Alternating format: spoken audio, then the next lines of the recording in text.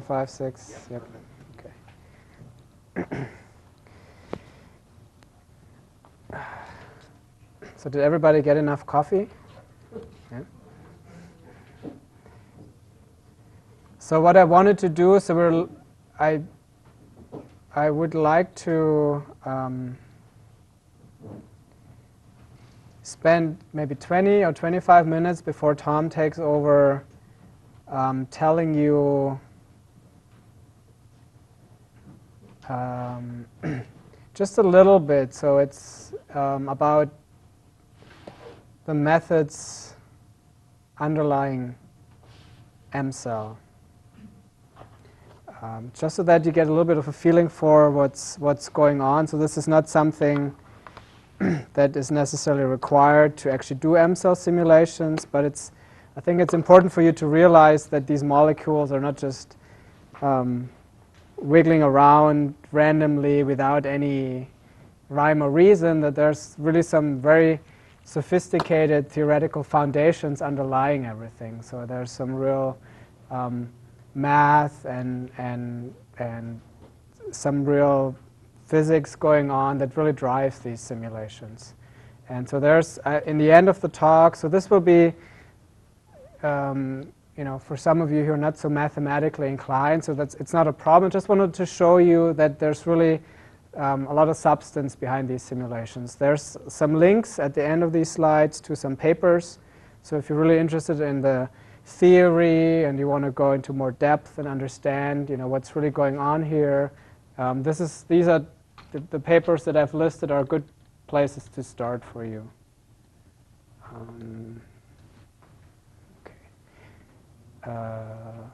Here we go. Okay, so again, so we've seen this. We were interested in doing simulations at cell level scales, so nanometer scales and up, and time scales are typically nanoseconds and longer. So we haven't talked a lot about time and length scales, but this is really something if you think about doing simulations, it's good for you to think about what are the typical time and length scales of the processes that are going on. They'll inform a little bit also perhaps the kinds of approaches that you should choose to simulate your problems.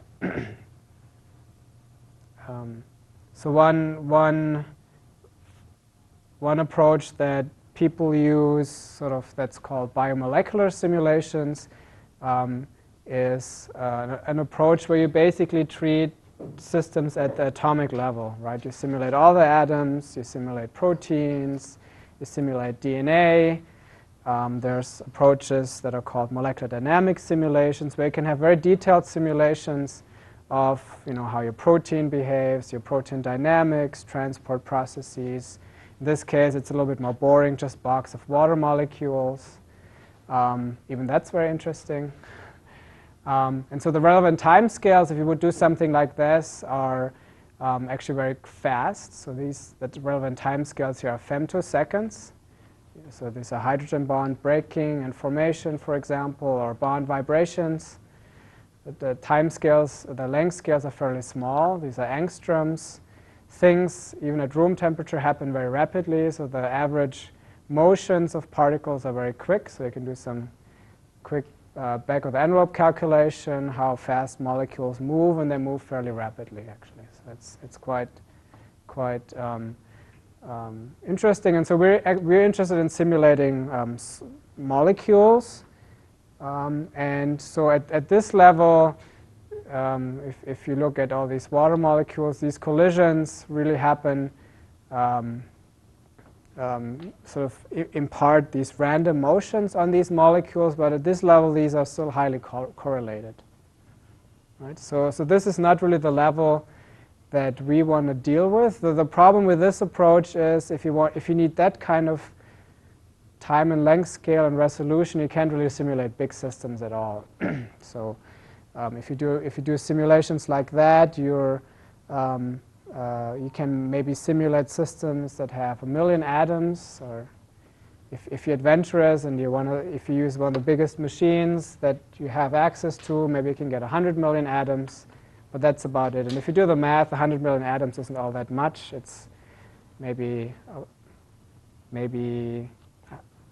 a couple of proteins, and most of it is actually water molecules anyway. So that's always a disappointing part about these simulations. From the point of view of studying biomolecules, that a large part of your simulation is just water molecules buzzing around. Clearly they're important, but it's not your key interest, really. You're more interested in what the properties are of the molecules solvated in them. And so the approach that we do using these M-cell simulations or other cell simulations, so we basically deal with length scales and time scales that are longer and larger. So typical length scales, again, are microseconds or nanoseconds to microseconds or more. And length scales are on the micron scale and up. And so basically what we do is we ignore all these water molecules.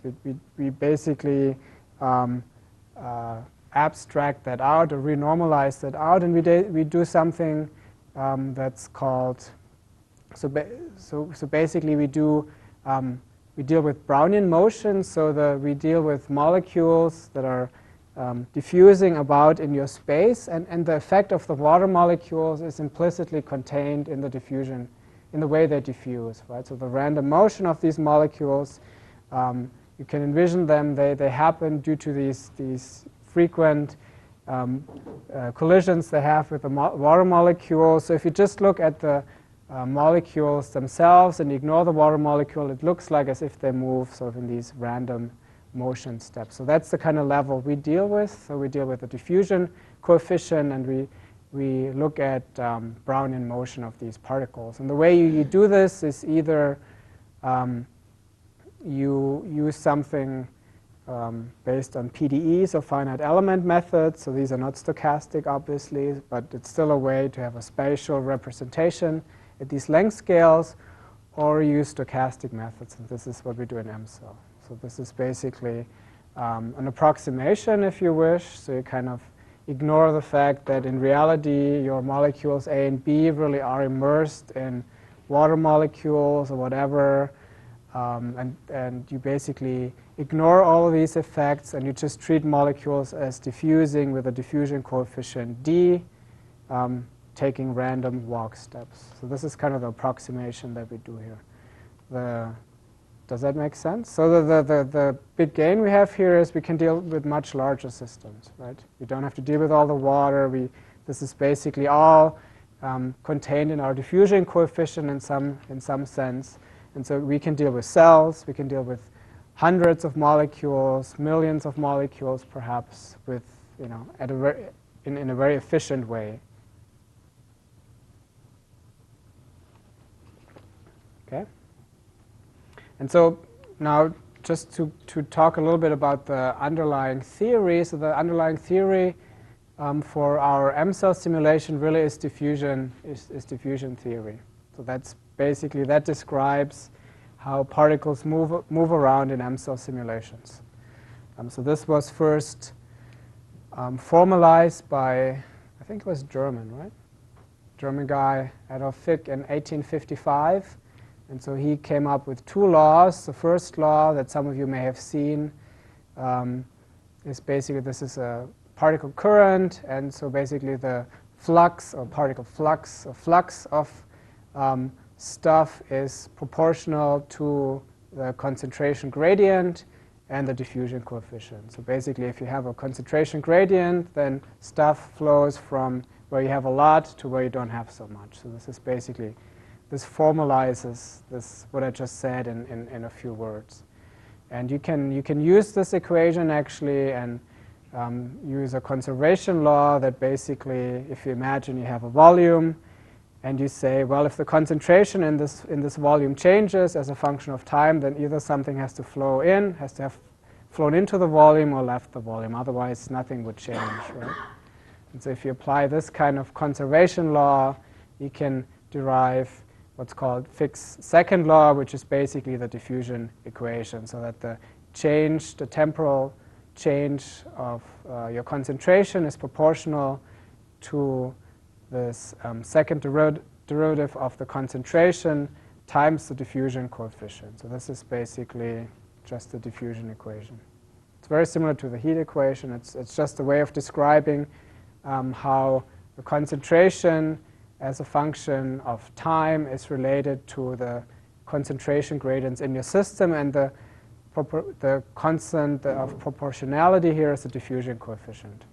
And just as a side note here, we have already assumed that the diffusion coefficient is uniform. It doesn't change as a function of space, so this underlies our assumption. So this may in some systems not be the case, but we assume that that's true. Okay, so this is a diffusion equation, and this is really all that we need to come up with a description of how to run M-cell simulations. So you basically take the diffusion equation, and you can solve this equation analytically under certain boundary conditions. So if you imagine you have a point source of particles at the origin, M molecules, you can actually solve this. For those of you who did maybe differential equations in college, so this is a very straightforward solution. So this is basically the solution of the diffusion equation under these conditions. So this is a radially symmetric problem, and you can notice that the shape of this solution, it's a Gaussian shape, right? So if this Gaussian, and that's very typical of diffusion problems, so it's this Gaussian shape.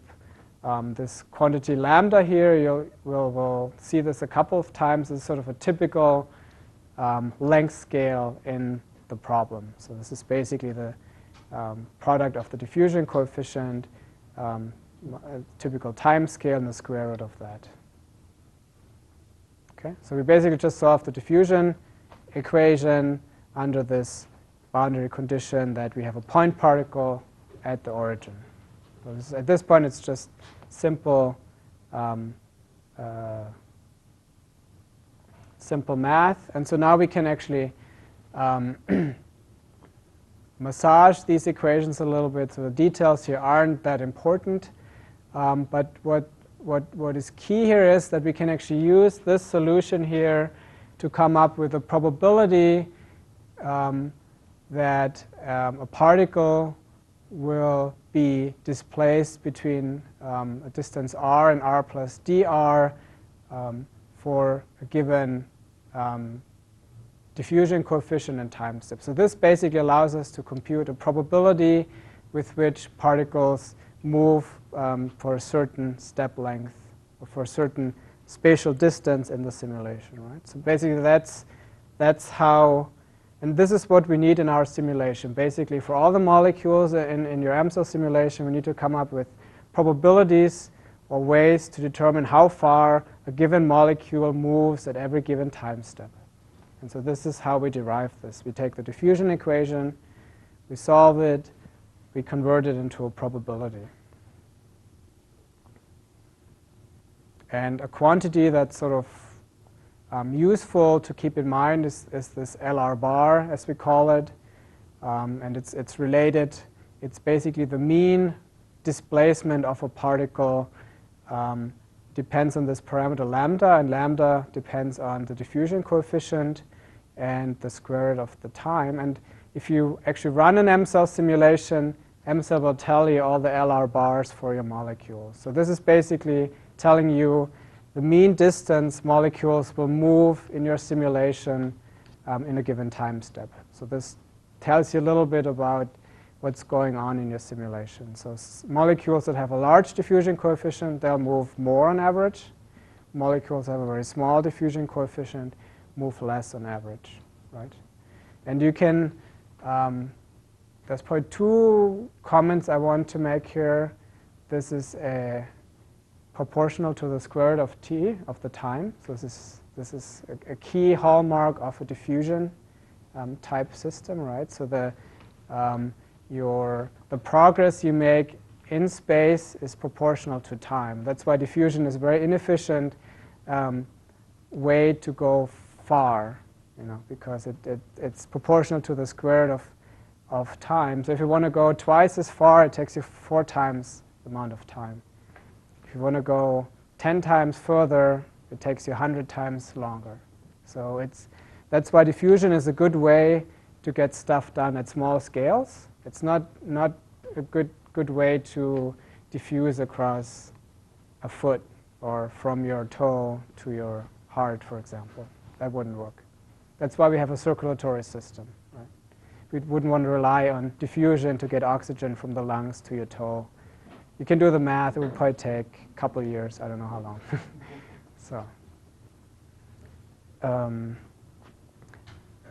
the reason I point this out, so the details, if they confuse you, that's fine. So basically,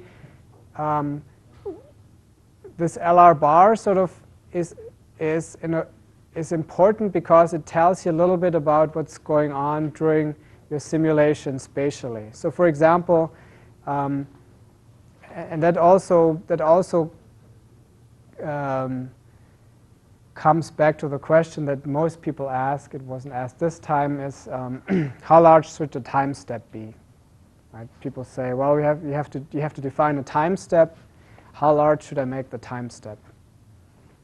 And the simple answer is the larger the better, of course, at first approximation. If your time step is large, you get your simulation done much, much quicker, obviously, right? So make it large. But you also notice that, for example, this LR bar is proportional to t, which is our time step in this case. That means if you make your time step larger, then of course particles diffuse on average further every iteration. And so, depending on what you're interested in your simulation, that may be okay or that may be not okay. So let's just say you're interested in sampling a process that takes place on a length scale of 10 nanometers. Maybe you're interested in a concentration gradient of a molecule around a transporter channel. Right? So you want to sample that concentration gradient that you have at the mouth of this channel. It's say the length scale is 10 nanometers or whatever it is, then it's a problem if your LR bar for these molecules is 1 micrometer, right? Because there's no way you can sample something on a 10 nanometer scale if your molecules move on average 100 times that.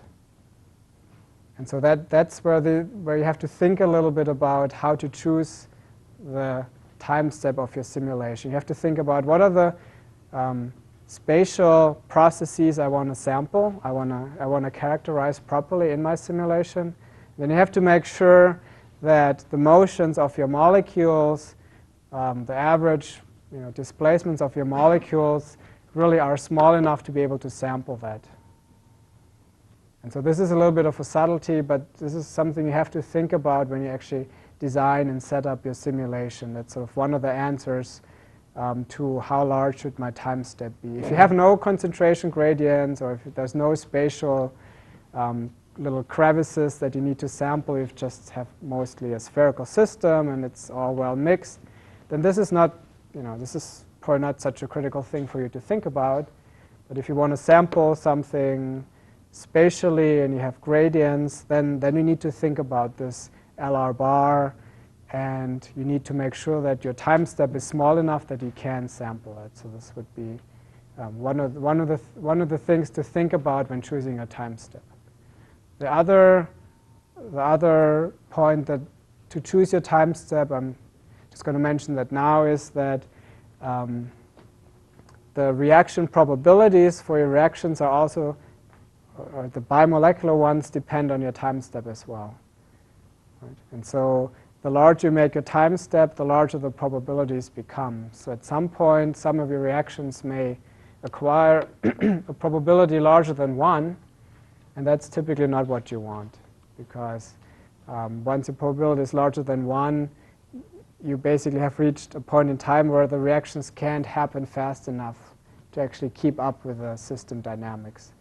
So if the probability is 1, it happens all the time. It can happen more than all the time. If your probability, your computed probability by MSL is 2, it's not going to work. So you can't react more than every time. That's the best you can do. For some reactions, it may not matter, but typically once M-cell starts up, it'll tell you the probabilities for all reactions. You should look through and make sure that they're all smaller than 1. They should probably be smaller than 0.5 or something like that. Okay, so basically, last slide of how we do diffusion in M-cells. So basically, we take the diffusion equation, we solve it, we convert this into probability, and then we use random numbers to pick. So this is, again, this Gaussian distribution here of the probability for displacement. And then we pick random numbers to decide to pick displacements from this distribution. So for your molecule A, this is the distribution of diffusion step length. So this is sort of normalized. So this is the most likely displacement. But you can see there's also quite a probability that it goes smaller distances or larger distances. And we basically use random numbers to sample that distribution. So every time step, we pick a random number. We go to this distribution. We pick a displacement. And that's how far the molecule moves. So that's all based on the solution to the diffusion equation. Right? So it's basic diffusion theory. So we pick a random, we pick from this distribution the displacement, and that's how far the particle moves. And the direction is random. So the direction, just any direction. Any questions about this? So basically, every time you simulate just diffusion M-cell, you're basically solving the diffusion equation, more or less. Yep? So you said that all the particles are points. Mm-hmm. So does that kind of tacitly assume that you're dilute enough they can't hit each other? Like there's only solute-solvent interactions, there's no... Sure, yep. I mean, basically, if your real system, you have interactions between particles. So the way particles interact is via reactions, right? So let's just say you have two particles, and they might, in reality, once they approach each other, there's some electrostatic attraction, or however they react, right? I mean, they kind of know that they're close, then they react. One molecule goes into the binding pocket of this other molecule, and whatever happens. So that's how it would happen in the real system, right? I mean, in a molecular view. And so all of that is basically abstracted into this K, a reaction rate constant, that describes how fast the reaction takes place. And the assumption is that if they're not close enough, they don't know that they exist, right? So basically, they're either close enough to react, and then it's described using this K, or they're just diffusing in your space, but at that point there's no information exchange. There's no long-range electrostatics or something like that. So it's basically the independent particles until they are close enough spatially that they can react. Right. So that is true. Yeah. Mm-hmm. Shouldn't all these effects be included in the diffusion coefficient of the Fick's law? I think they should be. Sure. Yeah. I mean, how these particles Sure. interact and so Yeah. on. Yeah.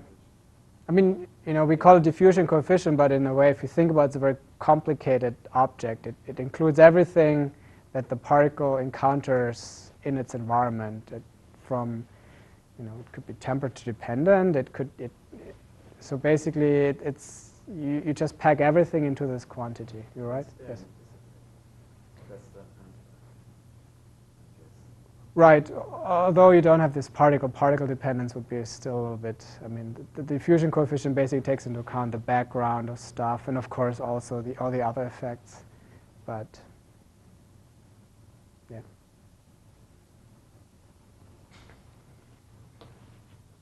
Okay. So this is diffusion. So this actually, if you think about it, very straightforward. You just have this description, and we solve it, and that's how particles diffuse.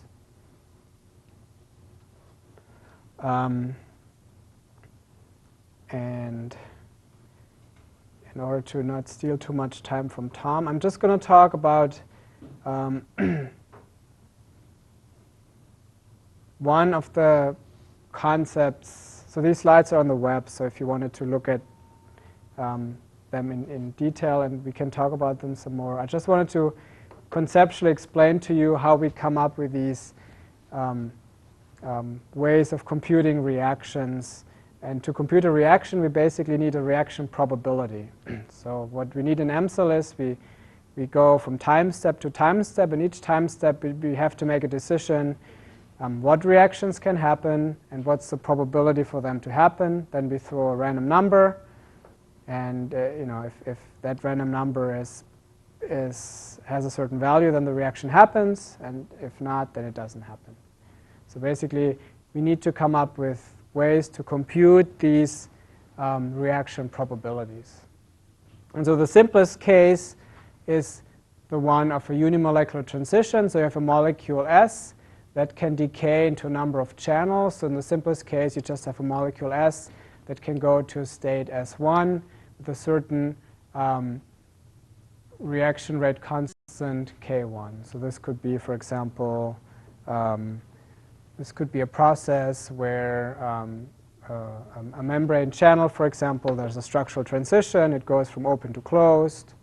Or you could imagine whatever process is of relevance to you. And so what we need to know to actually incorporate this into an EMSL simulation is what's the probability for a molecule of this type to undergo a transition, right? And so you can actually formalize this in the following way. So this probability is simply the amount of molecules after some time t that are in all these other states, S1, S2, all the way to Sn, the fraction over whatever was present at the initial time. So this basically tells you what this probability is. And then we can use mass action kinetics basically to write down this description. Basically, the rate of change of molecules S is proportional to all these rates K1 plus K2 times the original concentrations times dt. Does that make sense? It's just mass action kinetics. It's basically the rate of change of this stuff is proportional to the reaction rate constants times the initial concentration. And so this we can actually, you bring the dt down here, and you can actually integrate this equation, and you can solve it. It's an exponential here. And so the probability then that this happens is this solution here. So this is the probability that one of these transition happens is given by this expression. And so you can actually then use this to compute the probabilities that the first reaction happens, the second, or the nth reaction happens. And so basically, this would be the way for us to compute at each time step what's the probability that your molecule S0 will go through one of these steps, S1, S2, up to Sn. Right? And so this is what we used to do, actually. So this is a very simple calculation. So the only thing you need to know is, the case for all these reactions. If you only have one, say A goes to B with a rate k, this is very simple. It's just 1 minus e to the minus k times t. So you can compute this at the beginning of your simulation for all your molecules if you want. And then what you need to do is, basically, during a simulation, every time step, you look through all the reactions that can happen. For each of them, you roll a die between 0 and 1. And if the number that you get is lower than this, it happens. If it doesn't, it doesn't happen. So, and so basically, this is how these reactions happen. Now, this is a very inefficient way to do it, actually, for these unimolecular reactions, because every time step, you have to go through all the reactions that you have and make all the decisions every time. It's much more efficient if you take on a different point of view, basically give each molecule a lifetime. You say, OK, this is the probability that this process will happen. So I can actually convert this into a lifetime. How long will the particle live on average? And then I pick a lifetime from this particle. And then I use something that MCell has. It's called a scheduler. So a scheduler is a device that allows us to keep track of when certain events are supposed to happen within the simulation. So it's a timeline. And for each time, there are certain events that are scheduled. And for this thing, we can just say, well, we'll pick a lifetime. We put it in the scheduler at this future time. And we don't deal with it until the time comes. Right? So this is a much more efficient way to deal with these. So you schedule this unimolecular transition to happen at some point in the future, put it in the scheduler thing, and you deal with it once your simulation has reached that time. If that particle still exists, it may have disappeared for some other reason in the meantime. So this is basically how we do unimolecular transitions. Right? So you use this mathematical description here to compute a lifetime for each of your particles. You determine when this should happen, put in a scheduler, and you basically make that event happen once it's time for this event. Does that make sense? And so I'm going to stop here. So there's on the web, there's also slides for how you would compute this for biomolecular transitions. It's the same principle. You basically, you can derive probabilities for these events. And during an MCell simulations, we pre-compute these probabilities once the simulation starts up. And then during each time step, we just decide which event is going to happen, and then just do that. Any questions about this? So basically, the key things here are diffusion theory for how particles move around. And for the reactions, we have mass action kinetics to derive the probabilities for how these reactions happen. And all the probabilities depend, as you can see, well, in this case, for the biomolecular reactions, depend on the time step of your simulation. So the larger the time step is, the larger the probabilities become. And again, you have to be careful that your probabilities don't end up being larger than 1, which is typically not what you want. And there's a couple tricks we can play. We can talk about this offline. So sometimes what you end up with simulations where you have most molecules, for example, most reactions are very slow in your system. So in principle, you could dial up the time step a lot and it would go really fast. But there's one simulation that just happens very rapidly. So this is kind of a bummer because that really is the one that forces you to keep your time step low. But there's a couple tricks in this case you can play to actually make it still efficient, and we can talk about those offline a little bit. Okay, so again, these slides are on the web. If you find anything you want to talk about, just grab me anytime, or Tom, and I'll let Tom give you the intro to CellBlender now, and hopefully get you excited for this afternoon where you can try it yourself. Okay, Tom. Got you.